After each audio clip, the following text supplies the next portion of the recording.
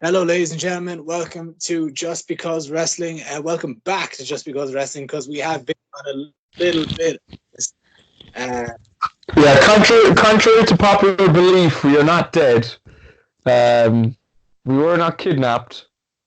yeah, I don't know what other theories are out there. We didn't. We we didn't die. we didn't die. We didn't get kidnapped. We didn't fall off the face of the earth. No, we are still here. We are We didn't just a. quit the podcast. No. We are still here. We still intend to bring it. Just I life was got genuinely a. asked, I was genuinely asked the other day in the shop by a fella what happened to the podcast, Yeah. and I was like, look, it's been a busy few weeks. We just went back. We were both away. We were both on holidays. We both just went back to college, and it's just been busy. So, but we're here now today, and we're recording, and back to normal, Yeah. hopefully. Or well, Business as usual from this week on, I feel. we hope so. Just been a hectic few weeks, but now that our schedules and our timetables for college and stuff are starting to settle in, we're being able to work out times to record and stuff. So yeah, we'll be back. We'll be back more consistent, probably more consistent than ever now. We hope Uh, so. Hopefully, yeah, I missed it. I missed you. I missed your voice. I missed you. I met you on the bus 2 mornings ago, and it was like the first time I'd heard your voice in like 3 weeks. I was like, oh my god. That guy. I was like, look at that guy. He looks vaguely familiar. Yeah. Like But it just, yeah, it's been a hectic few weeks. like of course, the one time that like I won the few times we have to take a few weeks off. So much shit happens. Yeah, yeah. All Out was one of the first things. Obviously, we won't break everything down that we've missed. Yeah, it's too much. There's too much to go down, and we don't have enough time. There's not enough hours in the day. Yeah. So, I was thinking maybe instead of reviewing All Out, because I think All Out, out of all the things we've missed, I think the biggest show has been All Out. yeah, So what I was thinking, and Effie is it's just never at this age. Effie is like ages ago. yeah, but what I was thinking is Yeah, for our next reverse review, we could watch All Out. yeah, sounds good. Yeah, to just get our all thing or get our all fucking review in for that, like. So Yeah, yeah, that sounds good. yep. Grand. So next one will be All Out. Yeah, the first it's our first non WWE one, I believe. Is it? Yes, yes, Well, first ever. non WWE WCW because we did a WCW one before. Oh, we did Sin, yeah. And an Not ECW. in WWE Network, so Yes, yeah. that's the one. Um, First time non-network show. yeah. So I don't know where to start. Is there something you want to talk about off the bat, or? I suppose the biggest thing we need to talk about is the Fiend. I think he's the biggest thing in wrestling at the moment. Yeah, So, let's address the terrifying elephant in the room. And what an elephant he is. so I suppose we'll just go from Clash of Champions. Okay, so the last pay-per-view that happened was Clash of Champions. That was 2 weeks ago. Yeah. And the main event, the closing match was Seth Rollins defending his Universal Championship against Braun Strowman in what was actually a pretty fun match. They actually had pretty decent chemistry together, and it was really fun. It was proper, like, kind of the best kind of Braun Strowman match. Like, it was chaotic, it was hectic, it was just like finisher, boom, boom, boom. Braun Strowman nearly fell off the top rope backwards, so that was terrifying. Yeah, that was so scary. Yeah. But anyway, Seth Rollins picked up the win after a pedigree and 4 curb stomps to get the win, and then they pulled an old Tommaso Ciampa on it because at the end of the show, he was at the top of the ramp. He held the title aloft. The little credit thing came up, and then looked like it was over. Lights went down. Then the creepy music came up, and then there he was, the Fiend Bray Wyatt, with Seth Rollins in his clutches, Sister Abigail on the top of the ramp, followed by a mandible claw, and then that's how the show closes. And now it is official. Next, not this Sunday week. It's going to be Seth Rollins versus Bray Wyatt, the Fiend Bray Wyatt, in a Hell in a Cell match for the Universal Championship. And I am fucking buzzing. I cannot wait for this match. Yeah, I can't either, but you know, what's an even larger elephant in the room for that match will be Braun Strowman, I think.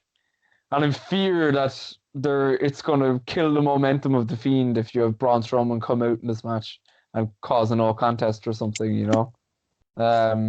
Like I can see what you mean. Like as in like he just comes out and does the old Kane thing, rips the door off and lays them both out. Yeah, but like that's literally 2 years in a row the exact same thing happens. And but it wouldn't surprise me, the way the booking's going, like Braun is still in this feud. Like I always assumed leading into this that it was going to be a triple threat. Yeah. But no, but Braun still seems to be involved in the feud, and Braun now is claiming retribution over what's after happening on last week's Raw. So yeah, which if you don't know, the Fiend came out and choked out Braun Strowman with the mandible claw, which was class. And I love the little subtle detail of it took 2 mandible claws to put him down. That was a really cool detail. Speaking of the Fiend, actually, it came out today, I think. It was either today or last night. But it's after coming out that apparently both Fox and USA are vying for him. Yeah, I saw that too. Their respective shows. It's believed though that he will stay on Raw. I think he should stay on Raw as well. I just feel like I don't know. To be honest, I would keep both Seth Rollins and Bray Wyatt on Raw, and Braun Strowman for that matter, just because they just feel like Raw superstars. You know what I mean? Like it's just you could if I was Fox, let's say, I'd let you have to let USA have some people. So let USA have them, and let you take Brock and let you take Roman. You know what?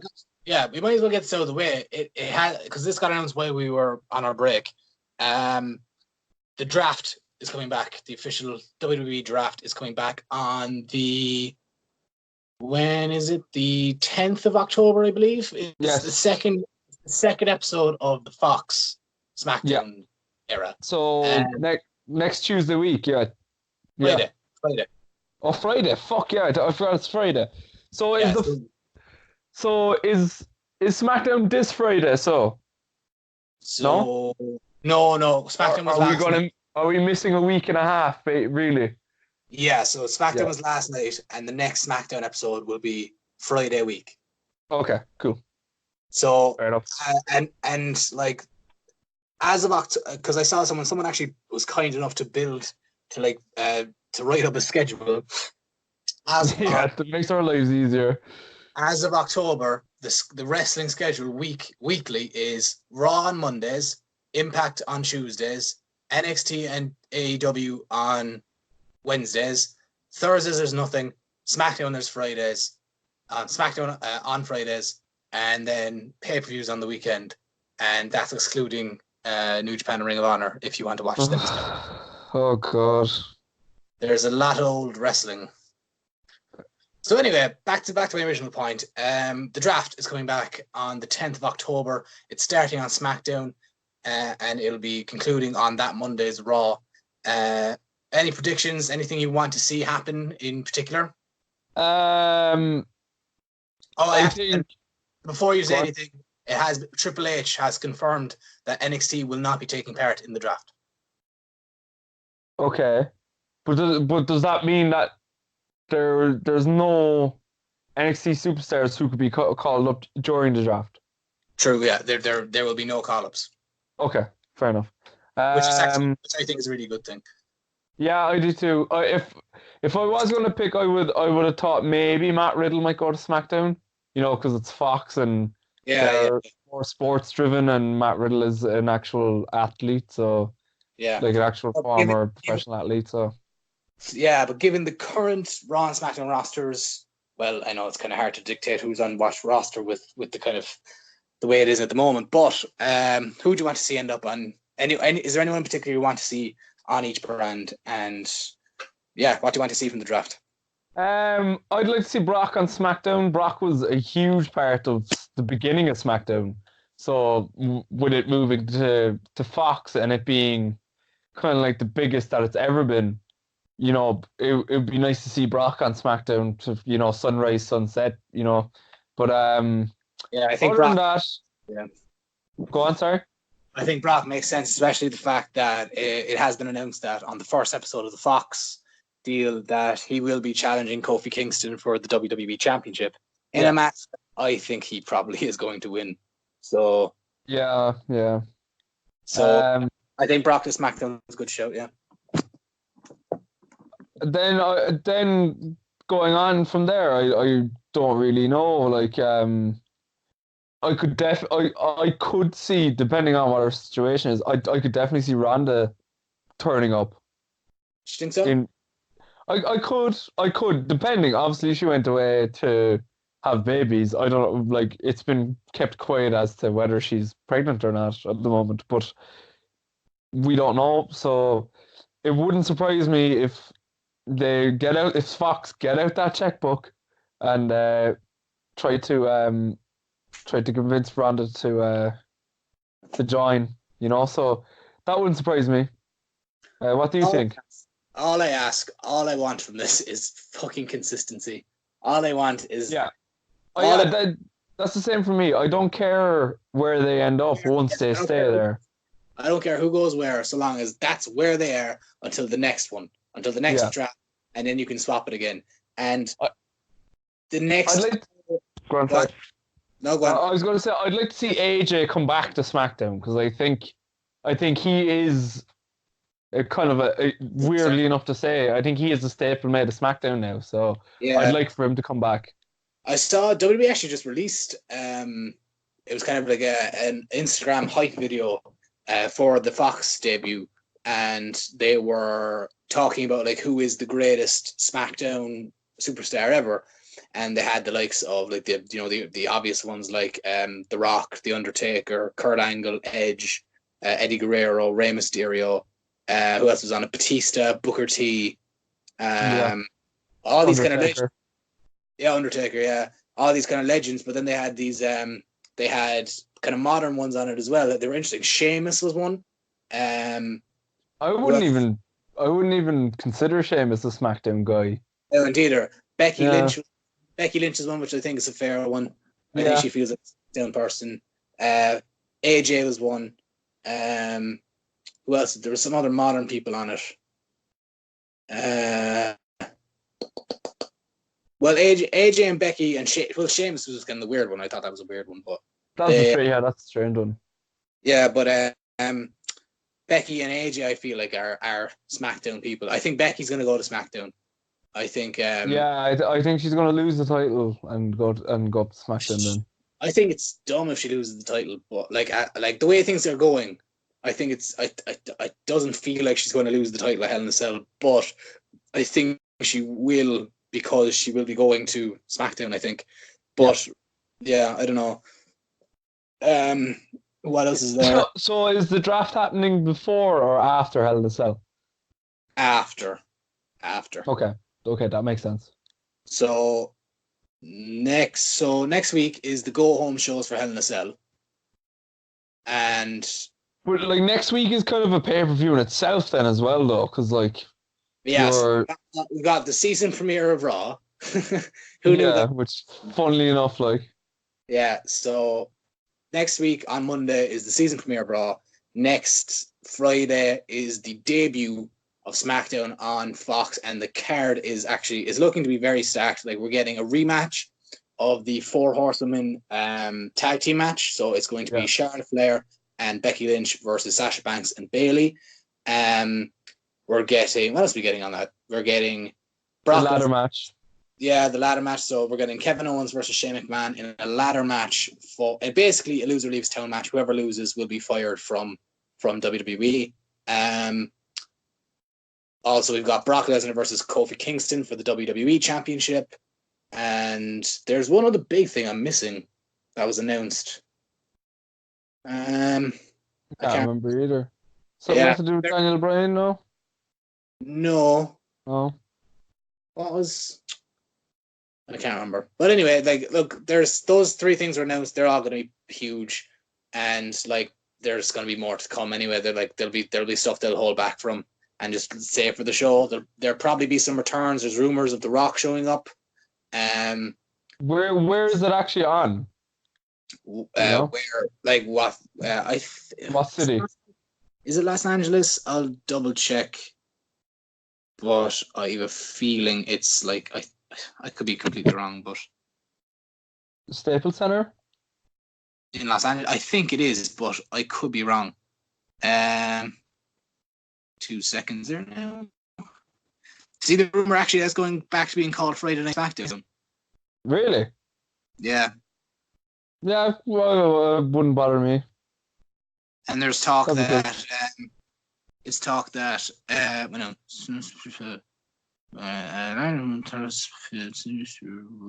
reading.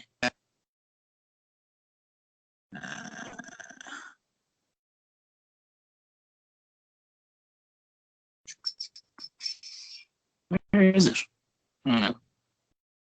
Can't find any. I can find the time and the date and the bloody. Yeah, it's. Is it? God damn it! I don't know. Yeah, Staples Center, Los Angeles. I was right. That would make sense. That would make sense for Rock. So, well, you would think. I think he lives in. Yeah. He probably lives in LA. He's probably in LA most of the time. Yeah. So, yeah, there's rumors of him showing up. There's rumors of John Cena showing up. Is there anyone actually confirmed for it? Is there any legends, past people confirmed? No. Like, you'd have to imagine that, like, Undertaker will turn up. Well, like, this is a huge moment for SmackDown, and SmackDown. I'm just reading stuff online now as I have it there, and according to SE Scoops, a new commercial was released. It's officially titled Friday Night SmackDown. A new commercial was released. In it, the promo features several big names, including Hulk Hogan, Roman Reigns, Stone Cold Steve Austin, and Becky Lynch. So, rumors of Hogan and Stone Cold being there as well. Like, it would make sense for Undertaker to be there, because SmackDown's been like his baby for years now. And reading as well, this is continued from SE Scoops. WWE Hall of Famers Kurt Angle, Lita, Mick Foley, Booker T, Trish Stratus, Goldberg, Jerry the King Lawler, Mark Henry, Ric Flair, and Sting are advertised to appear. Cool. I saw Sting today, actually. I saw that Sting was advertised today, actually. I thought you meant like you saw him like in Cork City somewhere. I actually saw the man Sting in. You saw Steve Borden and Annie Max going through College Road. I'm a pint of black stuff on there. He looks like a pint of Guinness. But yeah.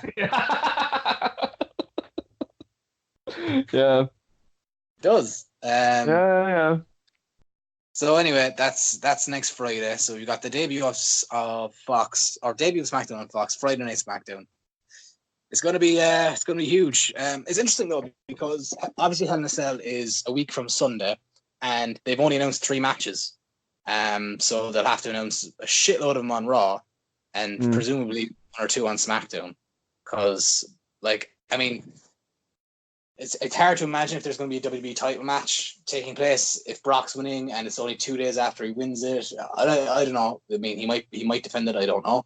But only 3 matches currently announced for the Hell in a Cell card. Those are the aforementioned Rollins and Wyatt match, Becky Lynch versus Sasha Banks in Hell in a Cell for the Raw Women's title, and a tag team match that was announced today or last night. Roman Reigns and Daniel Bryan versus Eric Rowan and Luke Harper. So, and there seems to be no real apparent other ones going onto the card. Yeah. So who knows? We'll have to wait and see how next week plays out. Yeah, you'll have to see how what happens next week, I suppose. But Yeah, that's an interesting it's always very difficult, and I think they've had this problem with the Saudi Arabia shows being so close to pay-per-views too, that like you can't build to one show yeah, when you have such a big show close to it. And with Fox, I think they're more focused on yeah, Fox 100%, now than 100%. Hell in a Cell. So Yeah, definitely, absolutely. Like, there's way more advertising for Fox than there is for Hell in a Cell. there's NSL. Like, yeah, it's weird. It's a strange one. Like, I like, it was kind of like, if I were WWE, I would have had like the debut on Fox be like the following week. But then I suppose with everything going on in the wrestling world, like, they kind of had to. Well, it's not up to WWE either, because like the USA deal would have been expired anyway. Yeah, So yeah, so what do they do? Do they just go a week without having a SmackDown, or what? You know, and then yeah. that's costing them money and stuff. So Yeah, I don't know. I mean, like, obviously, it's just it's a tricky situation. But look, it'll the SmackDown seems to be a good one anyway. It'll probably be good. I hope it's good. And Hell in a Cell is, like, I'm looking forward to one match on that card anyway. So, yeah. um, so speaking of next week and debuts, next Wednesday, Oh, this week is the debut oh, I of can't A take this anymore. I can't. It's too much wrestling. Dynamite is debuting next week on TNT. Yeah, Dynamite, officially called Dynamite. That was released last Yeah. week last week. It's officially called Dynamite, something they patented nearly a year ago. Months ago. Yeah, Yeah. yeah, or the start of the year anyway. Um, Uh, Current matches announced for that card are Cody Rhodes versus Sammy Guevara. That's officially going to be the opening match. That'll be the first ever TV match for AEW. that's cool. Uh, So Cody Rhodes versus Sammy Guevara, MJF versus Brandon Cutler in what Yeah. seems to be in they've been having a little feud on BT and all that kind of stuff. The first ever AEW Women's Championship match between Riho and Nyla Rose. The first ever AEW Women's Champion will be crowned. Surprisingly, that's not the main event. I thought that might have been, but it's not. The main event is a 6-man tag team match between the Elite, Kenny Omega, and the Young Bucks, taking on Chris Jericho and 2 mystery partners. They'll be announced on the night. And announced today was another match, and it is the match that we were supposed to get at Double or Nothing, but it was called off due to all sorts of reasons. And it's being officially booked for today, or for next week. It is Hangman Page versus Pac. So it's certainly shaping up to be stacked. Yeah. Although it hasn't been announced, you'd have to assume that Hangman Page and Pac is probably going to be number one contenders. Like, whoever wins this match is probably in line for a title shot. Would you not agree? See, it's kind of tricky. Like, obviously, they have Jericho and Cody to build to November. Yeah. Oh, yeah. I forgot. Yeah, I forgot that too. I forgot that that's Yeah, already happening. I think, because it's tricky. Because if I think Pac's going to win, because I think Pac might go on a bit of a run now and might cement himself as the next. I think if Pac wins, he has a claim to being number one contender. Yeah. But I can't see Hangman winning there, and it might just be a no contest or something. They might rebook it for the pay per view. Yeah, I don't know. It's a tricky one. I think if Pac wins, though, he certainly has a claim. It's tricky with Hangman since he lost the title match. Yeah. Yeah. So I don't know. I guess we'll just have to wait and see. But it's how you feeling about it? Are you excited or skeptical? I am so excited. I cannot wait. I cannot wait for next week. Like, it's just a Yeah. big heavy night. Yeah, and speaking of that Wednesday, before we kind of go back onto it, but speaking of that Wednesday, we have NXT on USA as well. NXT debuted last week on NXT for 2 hours. It started 2 hour runtime. The first hour was on USA Network. The second hour went on to the WWE Network. Yeah. It's again tonight. It's on again tonight on USA Network. The main event is Matt Riddle versus Killian Dane in a street fight, also for the number one contendership for the NXT Championship. Yeah. And currently, next week NXT has two matches announced. One is an NXT Tag Team Championship match between the Undisputed Era, Kyle O'Reilly and Bobby Fish, taking on the former champions, the Street Profits, Angelo Dawkins and Montez Ford. And also on that card is an NXT Women's Championship match between the current champion Shayna Baszler and the new number one contender Candice LeRae. And it is expected, it's not confirmed, but it is expected whoever wins the street fight tonight between Riddle and Dane will face Adam Cole next week on USA. So they're basically shaping it up to be kind of a mini takeover to go head with AEW. So, you know, it doesn't matter who wins in the ratings, we all win as wrestling fans, really. So. Yeah. I imagine tonight's episode of NXT will be very, very strong because they have to give you reason to come back next week. Yeah, they do. They will pull out all the stops tonight. There was a bit of criticism last week with the main event with Riddle and Dane. They said a lot of people complained that it was lazy and it was kind of because it basically just ended in a big it ended in a no contest because they brought it out to the backstage area and then it all just kicked off and there was a brawl and it's not lazy if it's building to something. Like you're building to this week now. It's a street fight now. Like it's making sense. I don't get that criticism, Yeah, but I thought it was before they announced it, so I guess people were just like, what was the point of that? So, I they'll probably just go all out tonight now, and Riddle and Dana is going to beat the hell out of each other, and it'll probably be awesome. So, and also announced for tonight is Dominik Dijakovic versus Keith Lee 3. So which is always a crazy, crazy match.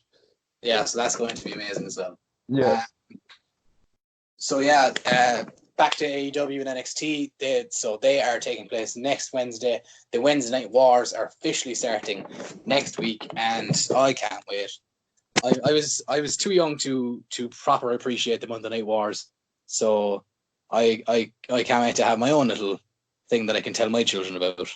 And are you gone? No, I'm here.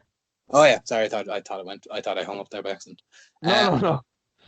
But I can't wait to have my own little wartime that I can tell my children about. And obviously we were both too young to remember, but hopefully it just makes everything better. I think just like the Monday Night Wars did for wrestling, I hope this just propels wrestling again. I think it will. I think it will. Competition breeds success, so yeah, absolutely. I don't see why not. Yeah. Actually, Nick Jackson, I think, was asked on Twitter, will they ever have a working relationship with Japan? Yeah, I saw that, yeah. And he tweeted back, doesn't look like it. So that's they never say never in this wrestling business. Never say never. And all they have to do is dangle Kenny Omega in front of him and they'll probably Yeah. And plus, we'll get into it later on, but Ring of Honor's business is already kind of down, so I don't know how long this venture between Japan and Ring of Honor will last. So yeah, I don't know. Ring of Honor is so weird because every couple of weeks, obviously for the last while they've been in a bit of a slump since the Elite left. They've been in a bit of a slump, and the ratings and attendance have been down for them, and it's just they feel they keep surviving, and every so often they sign someone that you wouldn't expect to sign. They've recently signed Joe Hendry. There's been talk that they've signed Nishimoth Martina, and and their deals keep getting renewed, and it's weird. It's just, the Ring of Honor are a strange entity, and it's probably because of the respect that they've built over the years, because they've produced some amazing stuff over the years, and I suppose when that consistency over since 2002 has proven to the likes of New Japan and Rev Pro and all these other guys who are signing deals with them that, why bother venturing elsewhere when we know these guys can can perform. We know that they're in a bit of a slump at the moment, but like if we extend these deals, then we can, offer some of our talent and we can help them. So yeah, but it's like the also thing now. It's a small base, but they do have a loyal fan base. They have a fan base that's been there since day one. That's been there when like they were wrestling in fucking high school gyms and in front of 20 people, and then all the way to like selling out Madison Square Garden. So they do have a loyal fan base, and that's they do. And not to say that Ring of Honor has been bad. I mean, they have done things this year which have been good. Like one of the highlights, and actually I think it's super fortunate for Ring of Honor, is the fact that Marty Scurll is still signed for them. He's been outstanding for them. He's been literally the highlight of every show. Like anything I've caught from Ring of Honor, like he's always stood out. They're like Villain Enterprises have been in a feud with Lifeblood. They're like main babyface faction at the moment, and it's been Marty and Bandido have been kind of proper like been feuding, and like their matches and their feud have been excellent. So like it's they do have things going for them, but it's coming off the era of like a lot of their big stars left very quick, like very consecutively, if you know what I mean. Like Adam Cole, they lost a lot of big talent at once. Like Adam Cole, Bobby Fish, and Kyle O'Reilly all left around the same time. Then all the Elite left, or Bar Marty, all around the same time. So like they took a lot of hits, but they're hanging in there, and look, I don't want to see them go anywhere. I hope they stick around. So it's just gonna be interesting because like it just with so much other options going on, it's gonna be interesting. It's gonna be interesting to see where like how Ring of Honor does and what they do to maintain relevancy. So yeah, I don't know. Yeah,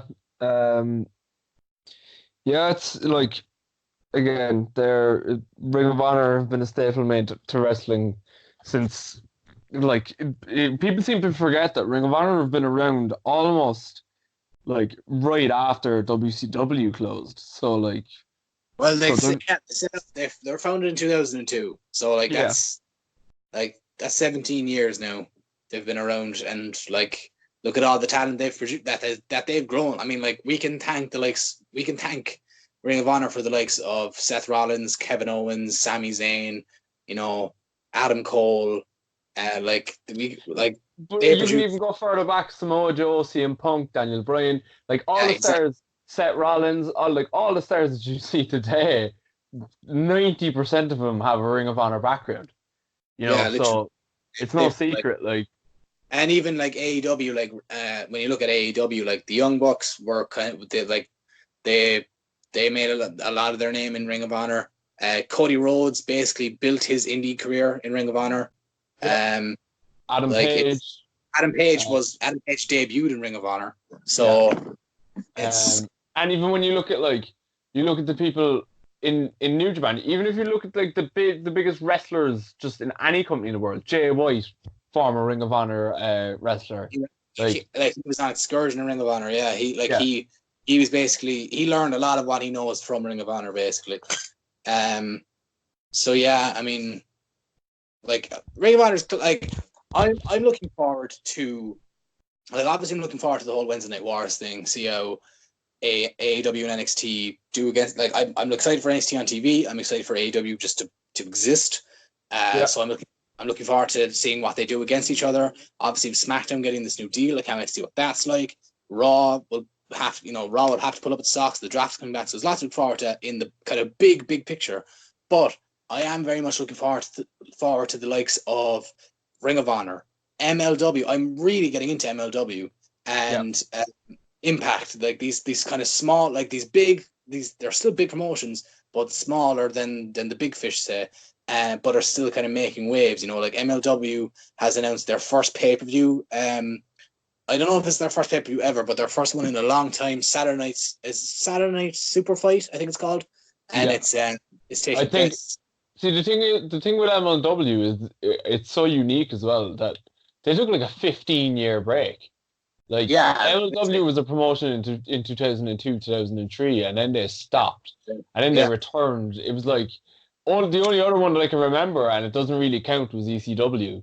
That was a yeah, different ECW. yeah. But But like, I've been kind of following MLW. You know, like I've kept one eye on it, like kind of thing. And like their main kind of heel stable contra unit is like it's proper, like it's proper enticing. Like, you know, it's the current MLW champion in Jacob Fatu.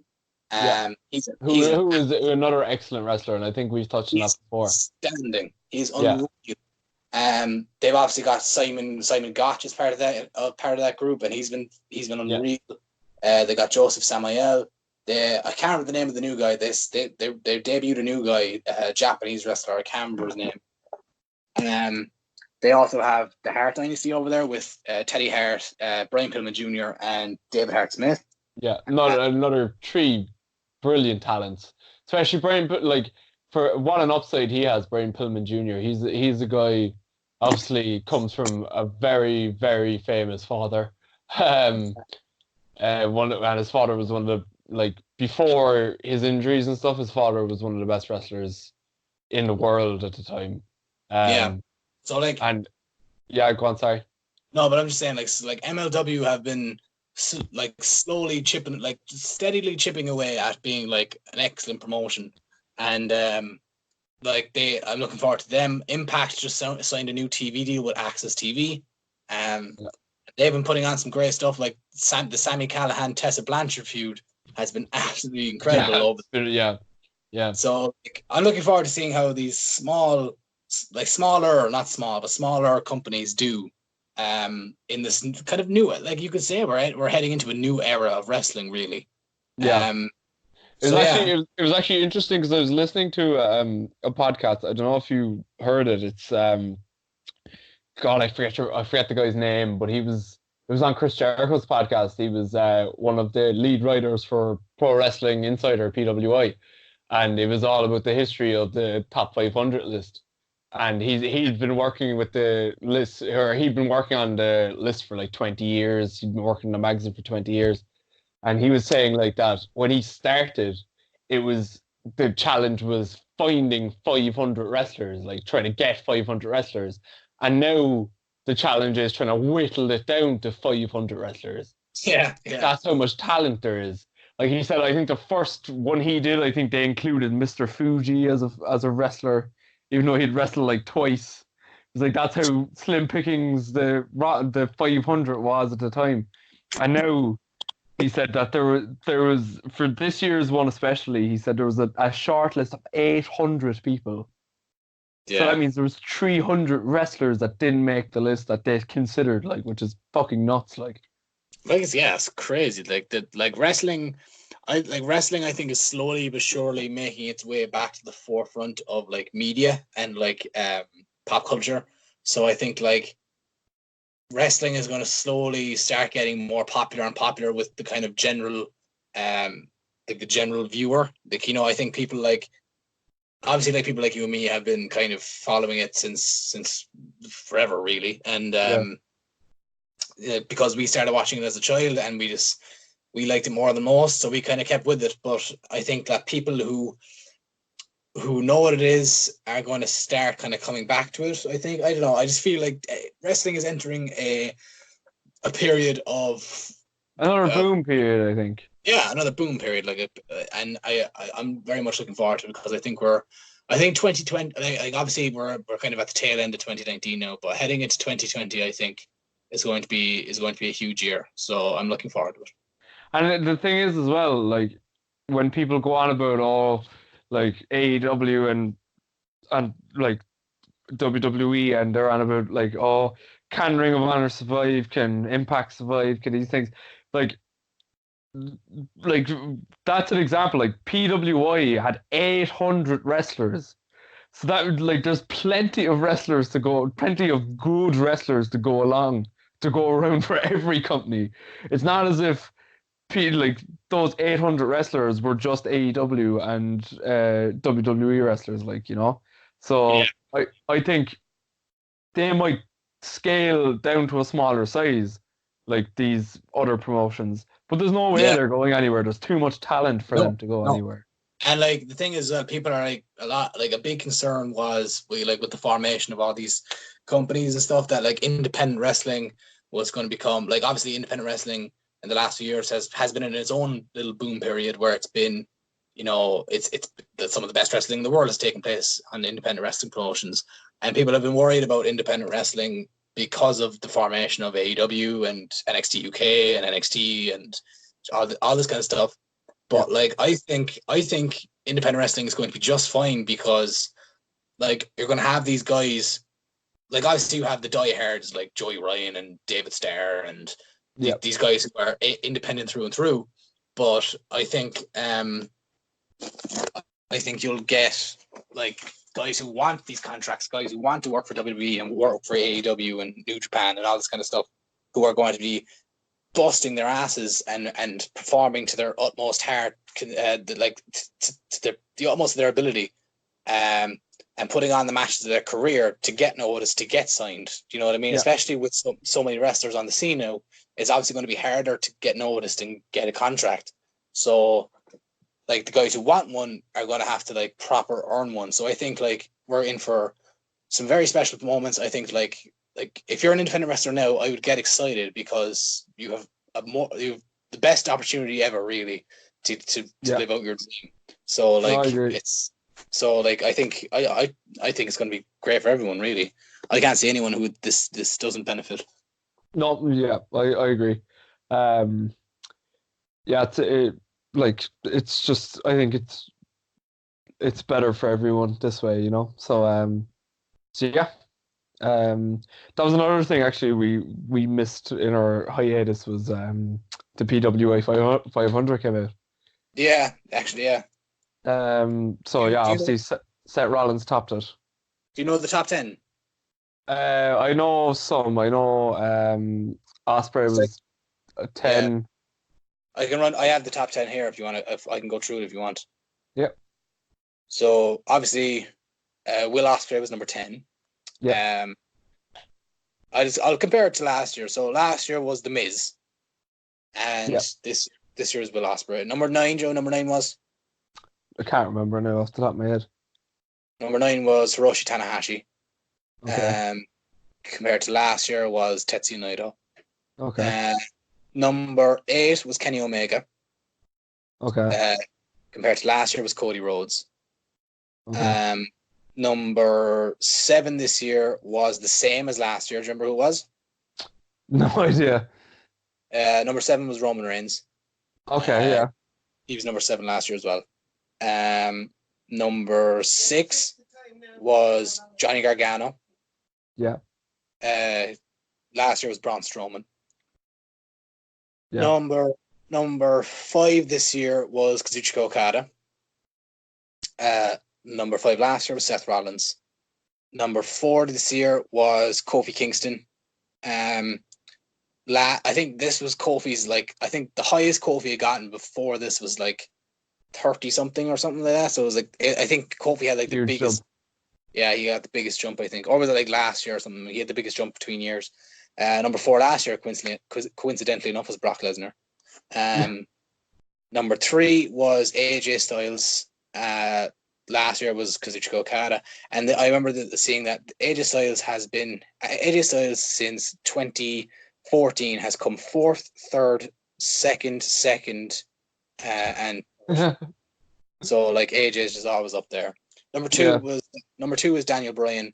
Number 2 last year was AJ Styles, and number 1 of course was Seth Rollins. Last year it was Kenny Omega. So yeah, that's the 10. The women's list isn't out yet, so that'll be out. I don't know when that's out. Who do you think will be number 1? It has to be Becky, surely. Becky, I say. Yeah, it has to be. I would imagine Charlotte will be second. If anyone was to pit Becky, it would probably be Charlotte, but I think there would be too much backlash on that. I think it's Becky's year, and I think she will win it too. Interestingly enough, Becky wasn't even in the top 10 last year. That's really weird. Yeah. I think correct me if I'm wrong, but I think, which is amazing if it's true. I think I read somewhere that PCO, Pierre-Carl Oulet, is got the highest in his career in the PWI this time around, and he's like what 52, something ridiculous like that. I'll check where he came. Hold on. I could be wrong, but I think I read that somewhere. He's 52 at the end of this year. On December 30th, he turns 52. I'll see if it's listed here. So PWI, he came 71st, which was his first time featuring as a singles guy since 2003, and in 2003 he was ranked 393. Yeah. So he went from, so it was a 16-year gap, and he went up from 393 to 71. So it's also worth another few like kind of fun little facts about the PWI 500 this year. Jushin Thunder Liger has officially featured on every single listing since it debuted.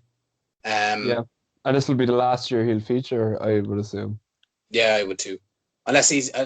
I think he can technically qualify for the 2021. I think, but Really? yeah, because it goes from like the end of 2019 and the start of 2020. So he will be like he's wrestling. He obviously has matches coming up to towards the end of the year, and he will be wrestling the very start of next year. But I don't know. And the only other fact that I know about it is David Starr. Actually, he came like 90th or something. He ranked like 90th or around that area, and he put up that he's been on the list every year since he debuted. That's cool. Yeah, it was pretty. That's pretty cool, to be honest. I love David Starr. He's fucking class. But I know Chris Jericho didn't feature. What I want to ask you, like, what is your opinion of the PWI 500? Like, how do you feel about it as like it's people's opinion. Like obviously the guy was on Jericho's podcast, so he explained as to why Jericho didn't feature, and it actually made sense. It was like they have guidelines, so the rule is it's like half kayfabe, half real life kind of thing. Yeah, but he said the criteria is someone has to wrestle at least one time in 7 months of the year, so they have to wrestle like once within 7 months of the year. So like basically they have to wrestle within 7 of the 12 months of the year, and or else they have to wrestle. He gave like a 3-month window, and they would have to wrestle 20 times within that 3-month window or something like that. And Jericho didn't fit any of those criteria, so he said that's why Jericho didn't feature. But he said obviously with the formation of AEW and Jericho being signed like next or near full time, Jericho will probably feature again next year. Yeah, you'd have to imagine he'd probably be high enough next year, like already, like after all what he's accomplished, you know. Yeah. So I mean the PWI, I think it's just a fun little list, you know. I think I like it. I think it's cool. Yeah, I think it's dumb. I think it's silly to read past the top 10. I think the top 10 is usually fairly accurate. Like you can kind of get on board with the top 10. But like I think if you like David Starr, for example, being ranked like 90th, like you're just like, I mean, and stuff like John, like a load of years there, like Matt Jackson was ranked like 78th, and then Nick Jackson would be ranked like 73rd or something, and you'd be like what separated the two of them, like, you know? Yeah, it was actually Jericho asked him about that in the podcast. It's a really good listen. You should listen to it. But he said that they usually with tag teams they look at who got the more pinfalls and who took the least amount of pins throughout the year and stuff like that. Which it is a really good way of doing it. Like another fact that I noticed. I didn't see anyone state it, but I actually noticed myself when I looked at it. This year featured the most New Japan wrestlers in the top 10 than any other year. Yeah, and again, another thing he said was that he didn't discredit the list, but it was kind of a thing there. He said that there is a bit of commercialization to it as well. That he said like sometimes Japanese wrestlers, they don't really do it anymore, but there was a lot of times in the past where Japanese wrestlers they'd be reluctant to put them as number one. So like, there's a reason why Tanahashi was never like number one or whatever, and the reason being was that they thought in the Yeah. US market the magazines wouldn't sell with Yeah, Tanahashi being on the cover and stuff. yeah. I get you.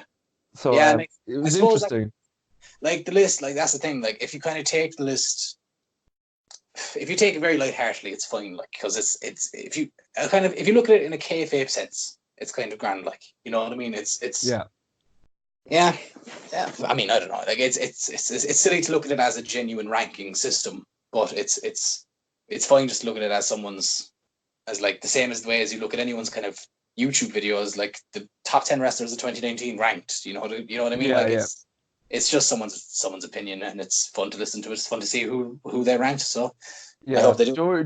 I think Joey Ryan said it best, where he said the best two numbers to be in the PWI 500 are either 1 or 500, because they're the only two numbers people look at and people Yeah. remember.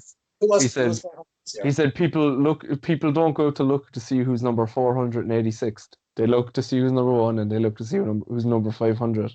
So if he's do you not know one, he wants to be number 500. Do you know who 500 was this year as a matter of interest? I I'll know it once I hear it. I did look at it. Who was it?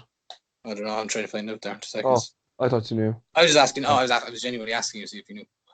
Um, 2 seconds. I'll see if I have it there. do you, I'll quiz you, so I'll give you an old trivia question. There's there was only one time ever um that a number 500 went on to win a world title in the WWE. Who was it?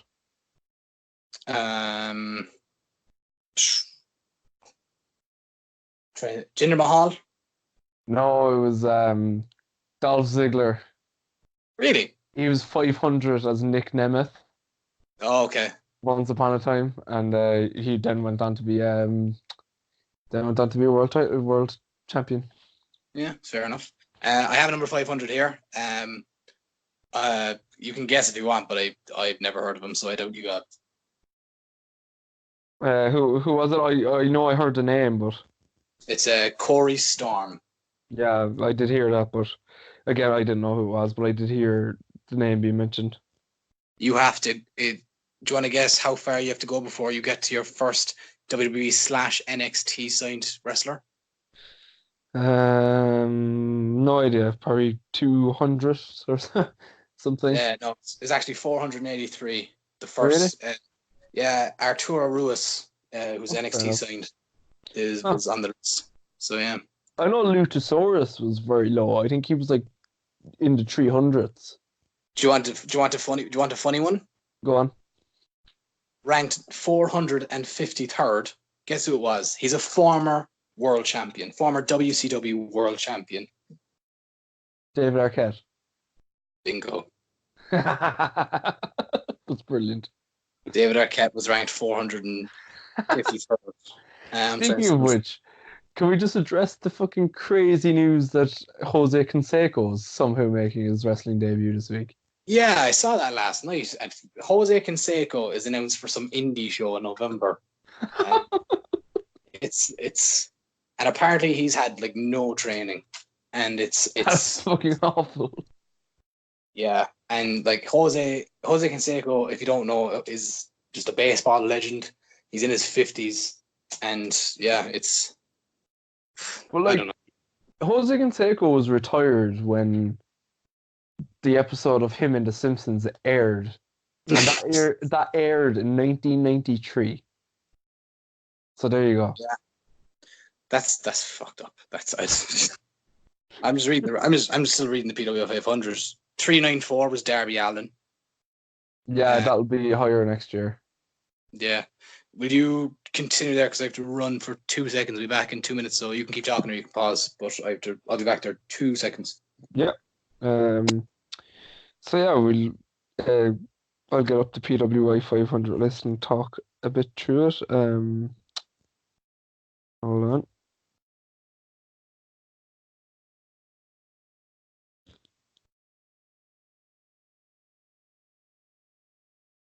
So, other interesting things to note.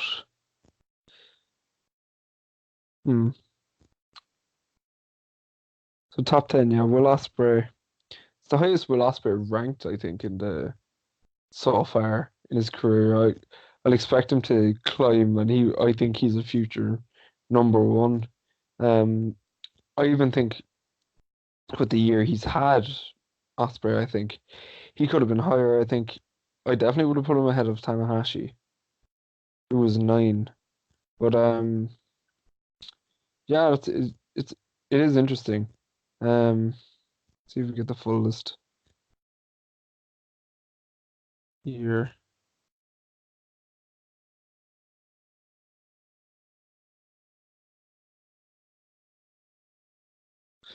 So yeah, yeah, I have the full list here now. So let's talk about some more. Um, as as you said, David Arquette was number 4, 5, 3. Luchasaurus, yeah, Luchasaurus is 4, 3, 4, which is surprising, but he'll make a huge jump next year, I'd imagine. Crazy Steve 4, 19. Cheeseburger 4, 20. These are guys who you think would be higher on the list. Carlitos 4, 12. It says here that Brian Pillman was 4, 11. I'm hoping that's Brian Pillman Jr. Um,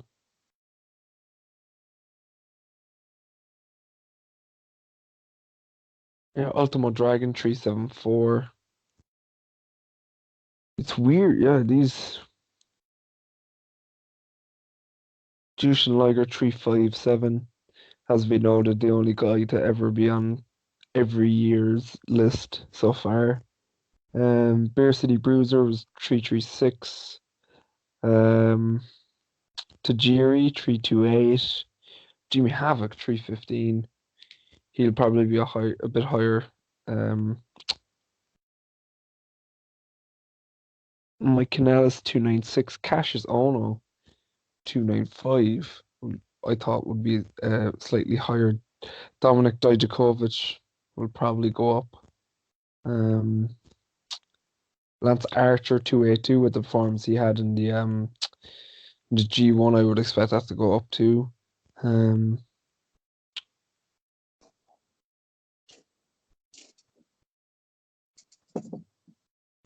Trying to think. Yeah, you back? Yeah, I'm back here. I'm just running through some of the PWI 500 again. Do I you was know? thinking, actually, go on. Yeah, sorry, go on. Do you know where Buddy Murphy ended up? No. No, go on. Oh no, I don't know. I'm asking. Oh, I don't know. No, Uh, I'm scrolling through there now. I haven't seen him. do you know Showed what's really, do you know what's really strange? Go on. Do you know Luke Harper was 202nd. Was he? He was out for majority of the year. He was there for nearly all of it, and like Luchasaurus was. I got up. Yeah, he was 4. 2 8 or No, 4. Luke. Yeah. 4, 3, 4. Luchasaurus was. Yeah, strange. Um. Do you know what's strange? Do you know what's strange as well? Like, I'm just reading like this a little segment of it, right? So 225 was EC3, 224 was Orange Cassidy, and then 223 was Akam from the Authors of Pain. Yeah. Buddy Murphy was 33. Yeah. I would expect him to been higher. Shota Umino got on the list, which I think is pretty cool. Yeah, Bobby Lashley was 30th. What's it called? Shota Umino actually is going on excursion to the UK as part of it. Like, so his like New Japan training has ended, so he's heading on a excursion to the UK to Rev Pro, presumably, mostly due to their relationship with New Japan. But he will be wrestling for other indie places in the UK, which means that he could make an appearance in OTT. Oh, cool. Yeah. That could be cool. It's not out of the question. Yeah.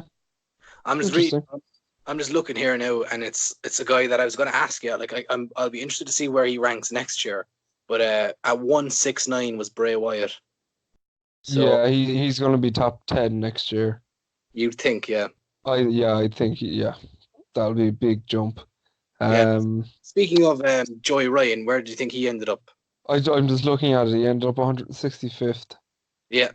Um, Trying to see. yeah, I'm trying to look. It's weird, Trying like how, like someone like Bo Dallas, who's 176. Like, how does he rank that way? Because like I don't think I've seen him on TV in the last 7 months. So how do you rank that? He was on last night. Now I must say he got being squashed by what are they called, the New Day. Yeah. So But, who do you think? Do you know who was ranked 100th? Don't scroll, just guess. Okay, I don't know. Zack I know Ryder. Davis. Oh, it was Zack Ryder. Yeah, David Starr was 99. Zack Ryder was 100. Yeah. Yeah. Anyway, we can literally go through this list all day, I suppose. Yeah. But, So is there anything else? Do you want to run through Supercard of Honor, or not Supercard, Death Before Dishonor to finish up? Yeah. Well, I suppose we'll just do an old prediction. Like, I suppose fitting, since we were talking about Ring of Honor so much on this episode.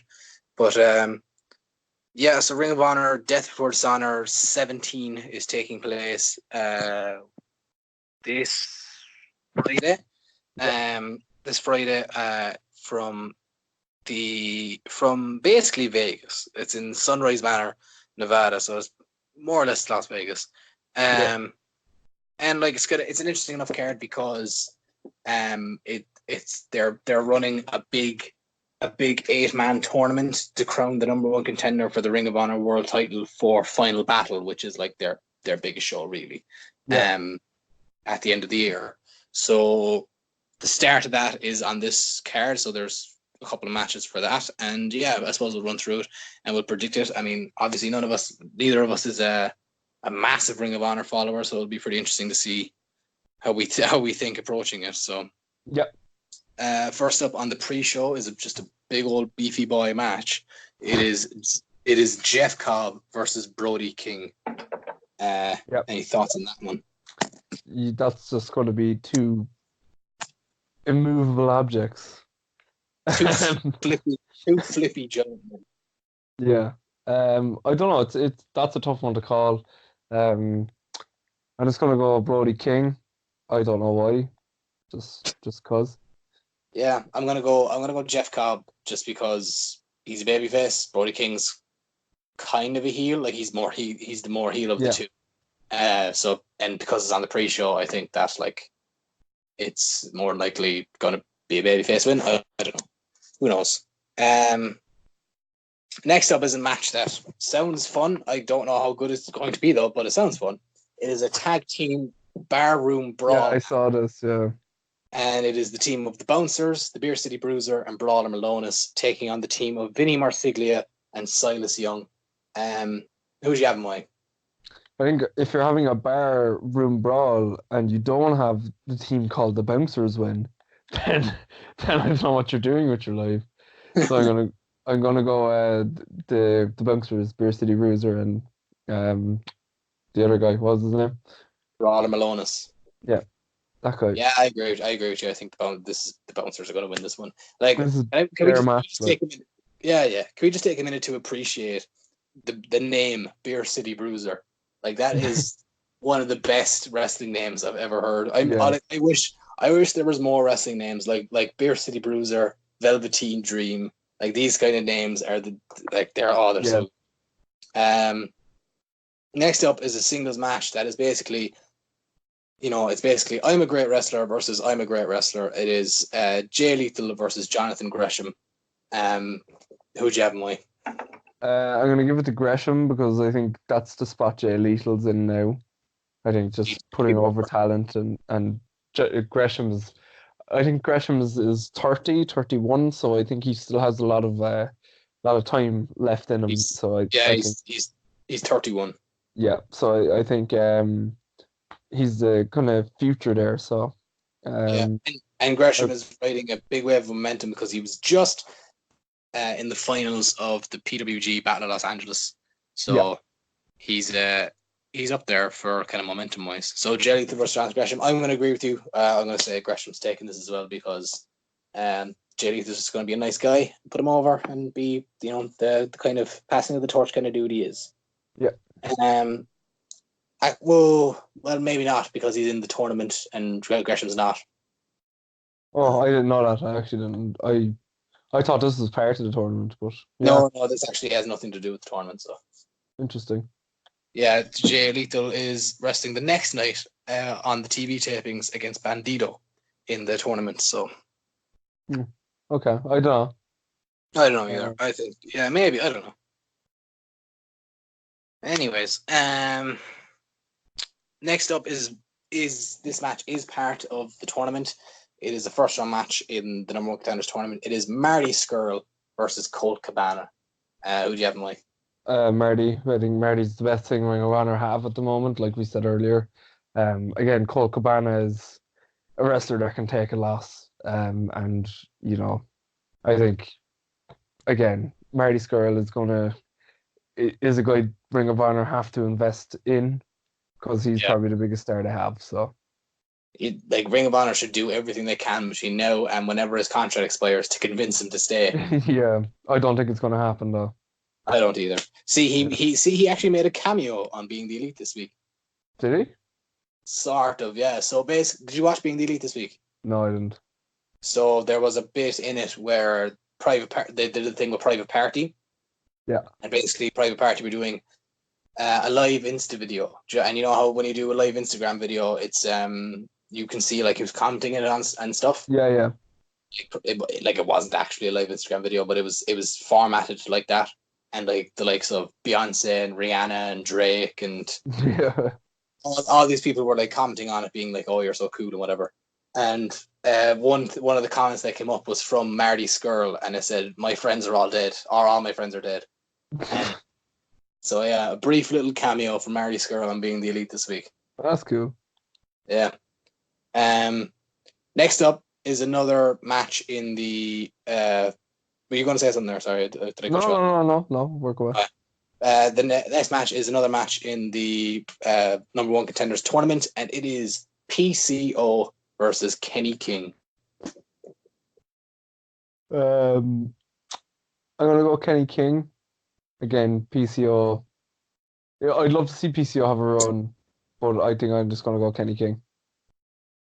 I'm going fucking PCO. You're going all in. Going all in. I want PCO's Ring of Honor World Champion. God damn it, I want it.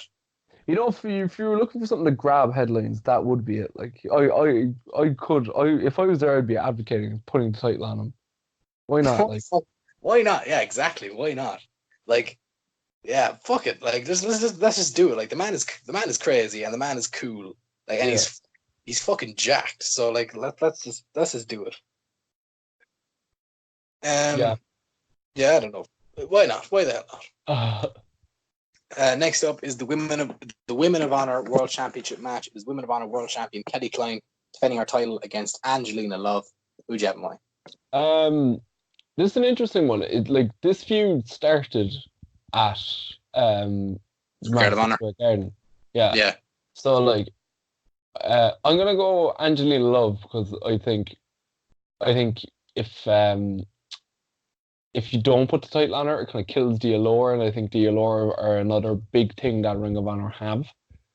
And I think that they need to cherish those things. As much as I'm a very big fan of Kelly Klein, I think obviously the exposure that Velvet Sky and Angelina Love have had in the past with TNA and stuff, it makes them more of a household name. So I think it's just best for Ring of Honor to have more established names at the moment, especially with the kind of transitional period that they're going through. So I would put the title on Angelina Love. I'm in complete agreement with you. I think Angelina Love's taking it as well for practically the same reason, really. I think it's she's a more known name, more established. I'm not the biggest Kelly Klein fan. I don't know. I'm just not Just Oh, not. I am. I think I'm very high on Kelly Klein ever since the tournament, like for the crown the inaugural. I thought she was the standout in that. So yeah, I disagree with you. I think I'm a very big fan of Kelly Klein. I think she's an excellent Yeah. heel. Like I'm not like, but the thing is, she's a babyface at the moment. Yeah, So but at the moment maybe not. But I think there is an upside to her. I think she's an amazing heel. no, I'm not disagreeing in that sense. I don't know. I just can't get into her. I don't know what it is. I just can't get excited. I don't know. Maybe it's just Okay. because, yeah, I don't know. Maybe I just haven't seen enough for her. I don't know. But Yeah. yeah, I think Angelina Love is taking this one as well. So the next match is a triple threat match for the Ring of Honor World Television Championship. It is the Ring of Honor TV champion Shane Taylor defending his title against Flip Gordon and Tracy Williams. Who do you have and why? I don't know the story between this. Like, So I think I kind of have an idea. So Shane Taylor is the current TV champion. He won the title. He won the title a couple of months ago. When he beat, who did he beat? Can't remember who he beat for the title. Was it Jeff Cobb? Yeah, it was Jeff Cobb. So he beat Jeff Cobb a couple of months ago. Yeah, he became champion. And Flip Gordon obviously recently turned heel and joined Villain Enterprises.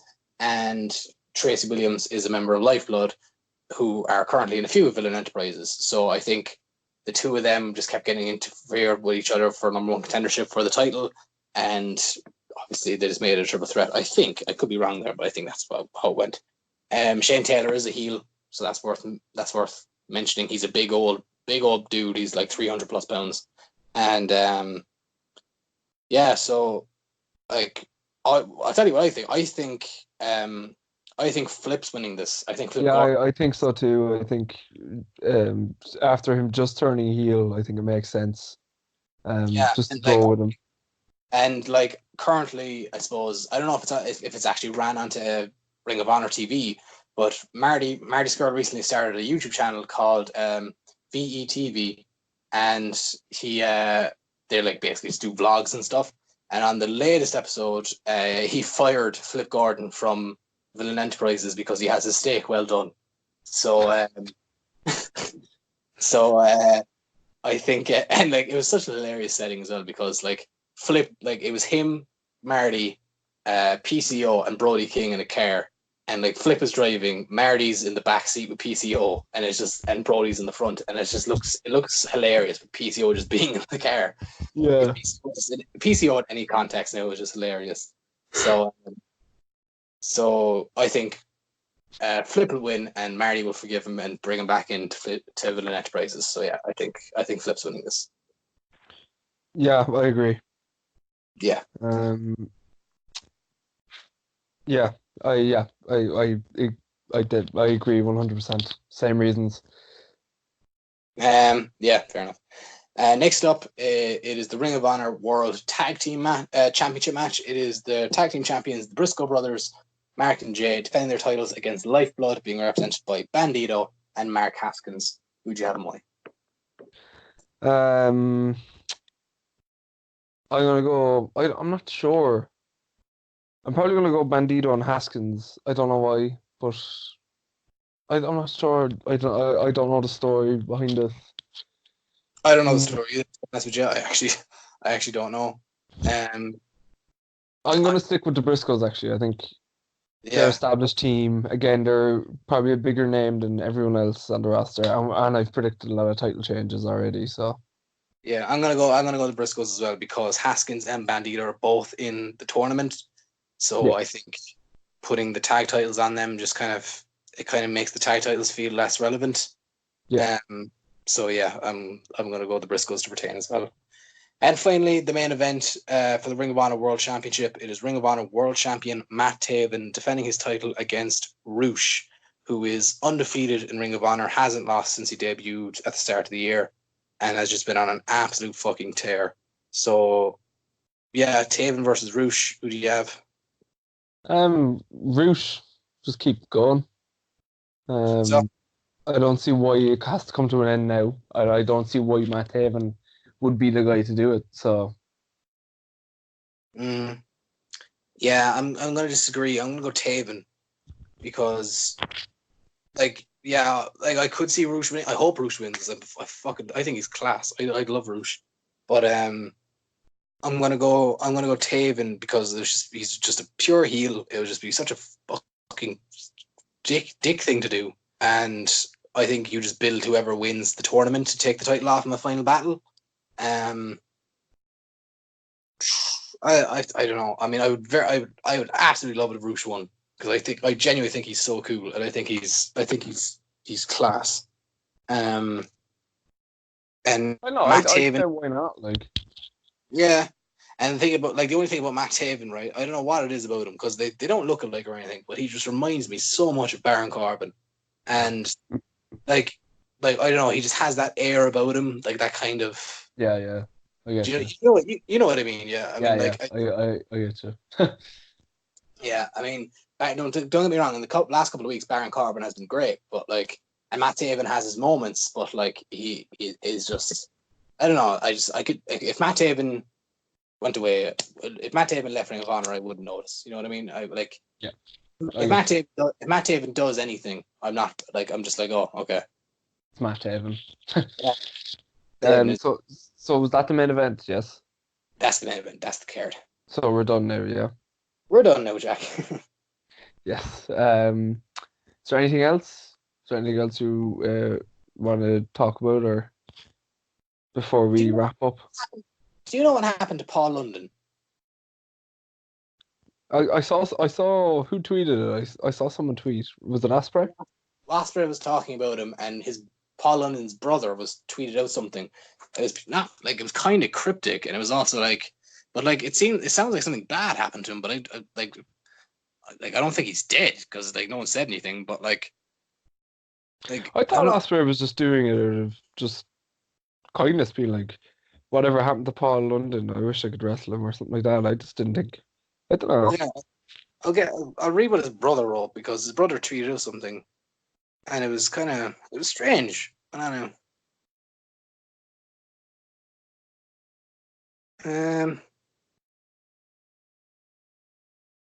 2 minutes there now. Just see find that tweet. It says Yeah, here he's a backstage producer for Impact. London is. Yes. Yeah. Yeah, because like Jonathan London, his brother, just tweeted, My brother was one of the most talented cruiserweights of all time, WWE, Ring of Honor, whatever. If you know wrestling, you know this already. I just felt like saying it to whoever is reading this and cares. So I don't know. Who knows what that means? Yeah, but he's a producer for Impact. So there Yeah, you go. Um, he's okay. yeah. So yeah, we wrap it up here. Is there anything else? Yeah, I mean, I can't think of anything else. I Yeah. suppose next week is the big old week, the big old week. Yeah, we might have to do 2 episodes next week. We're gonna be. Yeah, there's so much to do because we'll have to predict. We have to predict Hell in a Cell next week, and we also have to do all the shit that goes on next week with all the wrestling that's happening on TV. So What we might try and do is we might do an episode about just solely based on the Wednesday night, the first Wednesday night war, and then we'll do a normal episode then as well. We'll see. yeah, we'll have to figure that out. Yeah. So yeah, we'll leave it there. we'll leave it there. And This has been us and our big old return. a grand return. A grand return. So stay tuned for next week where we have to run down everything. So yeah, we'll talk to you the next day. You've been great. Thanks for listening, and I hope you enjoy all of the wrestling ever. Yes. Oh, we're never going to be the same again after this episode, are we? No, never. We're looking into the abyss. A nice abyss, but an abyss nonetheless. Yeah, just because wrestling podcasts will be changed for, as you know it, from this episode on. Yeah. Yeah. So yeah, that's been us.